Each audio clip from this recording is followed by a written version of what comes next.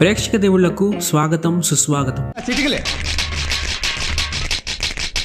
ఈరోజు మనం మాట్లాడుకోబోయే టాపిక్ కొంచెం బెత్తగా ఉంటుంది, కానీ వినడానికి చాలా బాగుంటుంది.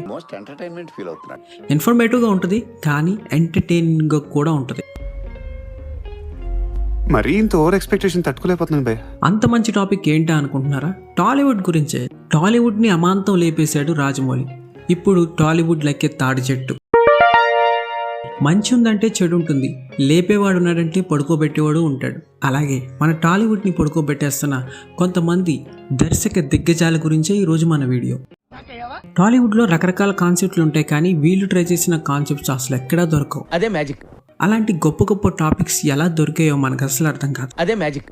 సినిమా చూపిస్తా అని చుక్కలు చూపించారు, అందుకే ఆడియన్స్ వీళ్ళని ఎప్పటికీ మర్చిపోలేరు. కొంతమంది డైరెక్టర్స్ సినిమా చేస్తుంటే అది ఎలాంటి సినిమానో అని చాలా ఈగర్గా వెయిట్ చేస్తాం, కానీ వీళ్ళు సినిమా మొదలు పెడితే ఎందుకురా బాబు సినిమా తీస్తున్నాడు అని అనిపిస్తుంది. ఇటువంటి వాళ్ళ వల్లే కదా మన కల్చర్ పాడు.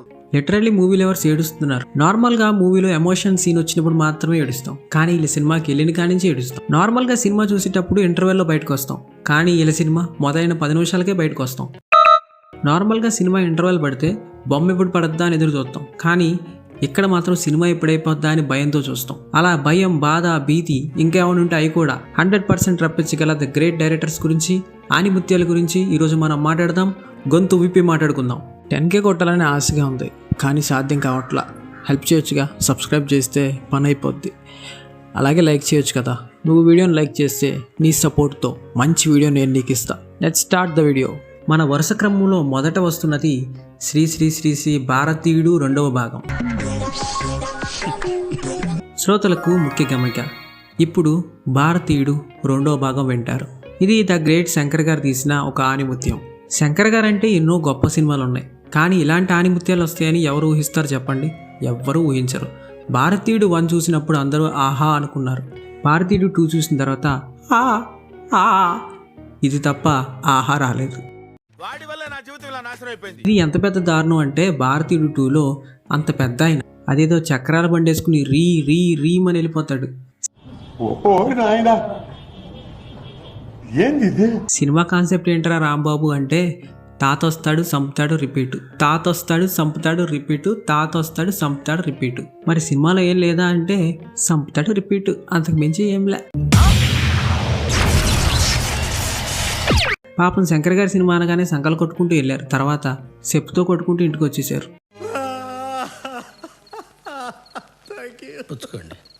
సినిమా మొదలవగానే ప్రేక్షకుల ఫీలింగ్ శంకర్ ఏదో చూపిస్తాడు అనుకుంటే చివరికి శంకర్ చొక్కలు చూపించాడు.